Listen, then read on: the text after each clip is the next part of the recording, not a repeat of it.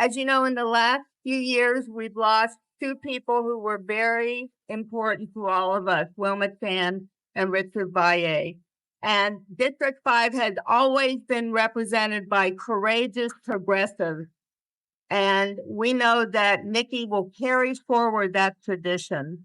Nancy doesn't need much introduction. You know, she's been our hero on school meals for kids and police reform and environmental issues. And that's just a warm-up. Women's rights. Right. And she's been a great role model for women in leadership. So without further ado, we're going to hand it off to Nancy. Thank you, Rachel. I wish we were like Mexico. Mexico right now, woman president, woman head of their Congress, woman head of their Supreme Court judge, woman head of their Senate. Oh. So we'll get there. And we're obviously here to support a very good elected official who also happens to be a woman. Our county is responsible for taking care of those with the least. It's all of our folks who are low income, who are disabled, our seniors.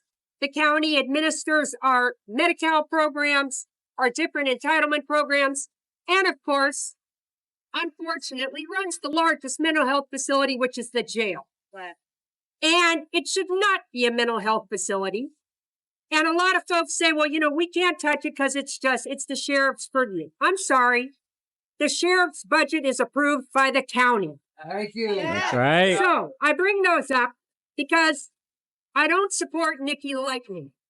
I support her because she's going to be willing to take those things on and not take no for an answer and not be told, hey, this isn't our purview.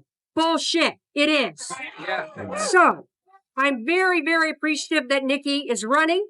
I know she's going to do an excellent job. She's going to need a lot of help. So whatever you gave today, give more. I know that comes at the end, but whatever. But definitely, please do. And then I'll hand it over to whoever's next. But I will say that I've been in public service for a long time. My real original mentor was John George. Yes. And John George was the first African-American to serve on the Board of Soup for the very seat that Nikki is running for. And I love him dearly.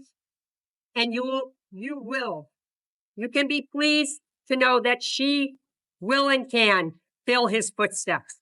So now, does it go to Fiona? All right. Now, my former colleague in the assembly, now our state treasurer, Fiona Ma. Thank you, Nancy. Thank you for your leadership. And your husband, Lance, was like, hey, when are you going to sing some karaoke again? And I said, Nancy's a singer. I just am a karaoke singer at best. But it's great to be here. And since Nancy talked about her mentor, my mentor was John Burton.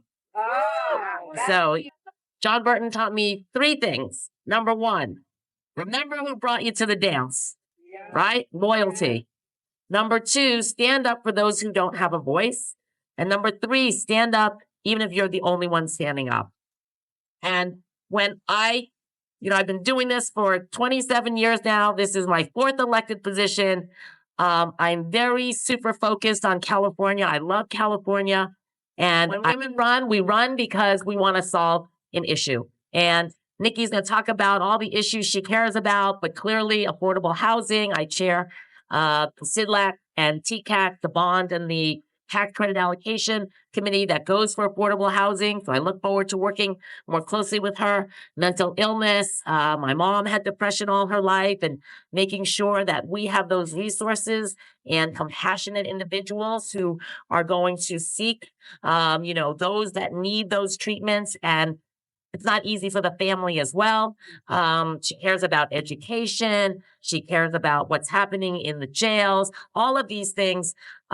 Like Nancy said, she is going to be fearless, and she's not going to take no for an answer. And she's not going to be like, oh, wait in line, or it's not your turn, right? Anybody who knows Nikki Bass knows that it is her turn. She's going to say what she needs to do, and she's going to fight the good fight. So thank you all for coming. Nikki Bass. Thank you so much, Rachel and Jim. Thank you to Fiona and to Nancy. Thank you also to Malia Cohen and Liz Ortega, who were also co-chairs of this event but were not able to come today. Before I get started, I do want to make sure I say my appreciations because it's really important to me to do that.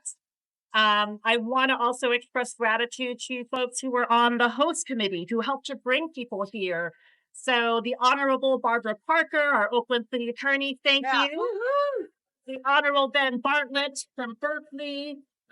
Wendy Bloom. There's Wendy. Julie Chasky, Stuart Chen, Ray Colmenar, who is here, as well as Sherry Hirota, who is here. Alton Jenks and Katie Kwan. Okay, I just missed anyone. And there are just an amazing group of elected labor and community leaders. Really appreciate all of you being here. So just to get started, I think most of you know me, some of you don't. We're talking about mentors here. So I think I'm going to go off script and share a little bit about who my mentors are. Actually, one of them is here today.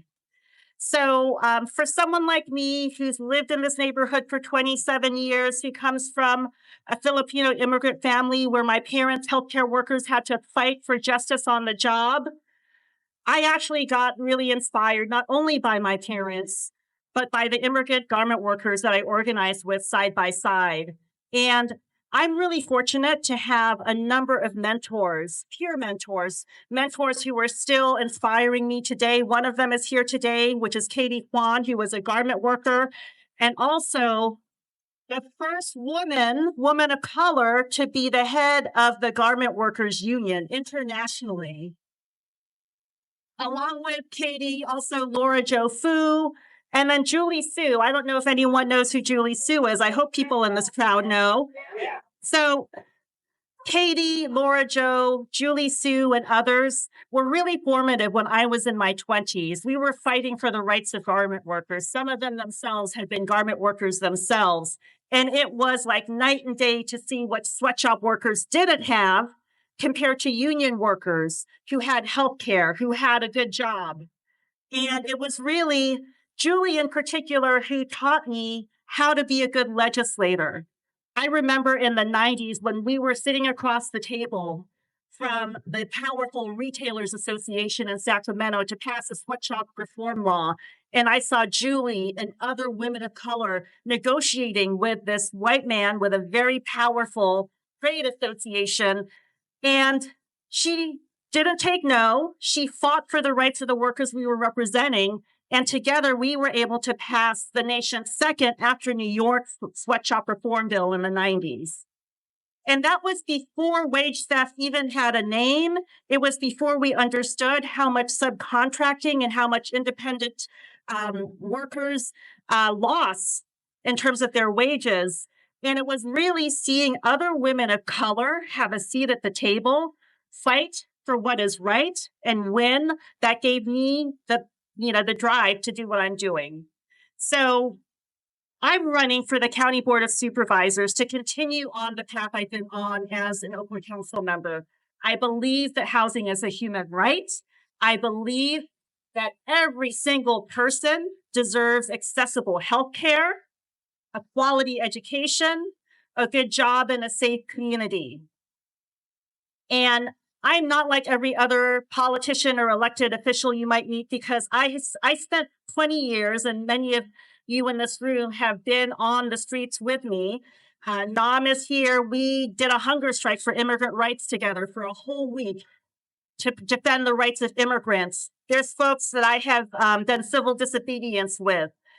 People know that in my former life, before I was an elected official, I put my body on the line because that's what workers, that's what immigrants, that's what women, that's what so many people do every day. And so as an elected official, I view my job as empowering, giving voice to, and working in collaboration with our most vulnerable residents. and passing policies that will not only materially improve people's lives, but will transform this system that we know is not working for us. So I'm really proud that together with all of you, we came in first place in the March primary. It was $300,000. And we had over 100 volunteers who were door knocking and hitting the doors relentlessly. And so we finished with 34% of the vote among 9 candidates. And not only that, of the 8 other candidates, 3 of them have come onto our team. One of them is here with us today, the Honorable Ben Bartlett, who is running again for Berkeley City Council. And so that is a testament not only to the strength of our grassroots coalition, it's also a testament to the power of people, the power of working together, the power of putting our values first in service of the people that we are working to represent. And so as we move forward to November, even though we did so well, even though I finished almost 14 points above my competitor, there's a lot of work that's left to be done. And if you know me, I work hella hard. I don't leave anything on the table. And so our campaign is working to raise a significant amount of money by June 30th, when we have to turn in our financial report to show that we still have a powerful grassroots base behind us. Not only that, we're doing house parties all over the district so that we can meet voters and share our message.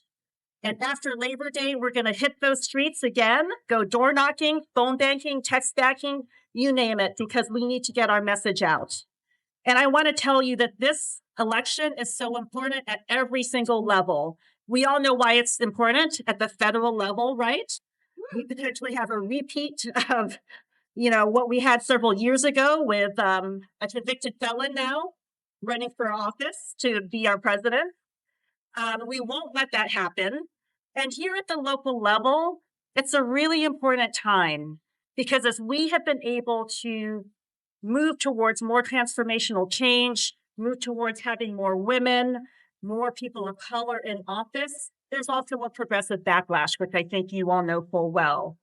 And so as I move forward, I know that there's going to be misinformation about me. I know that my competitor will have more access to mainstream and corporate dollars. And that means we need to be ready with both the resources and the people power to win. And what this campaign is about, again, it's about lifting those who need mental health care, those who need a home, those who need access to education. All of the things that we know the county is our main health agency, our main safety net provider, needs to do so much better. And I am going to shake things up, but I'm going to shake things up in a way that is smart, that is collaborative, in a way that is going to move us forward. And so I hope that all of you are going to be with me and with all of us, because again, we lost some key champions at the Board of Supervisors.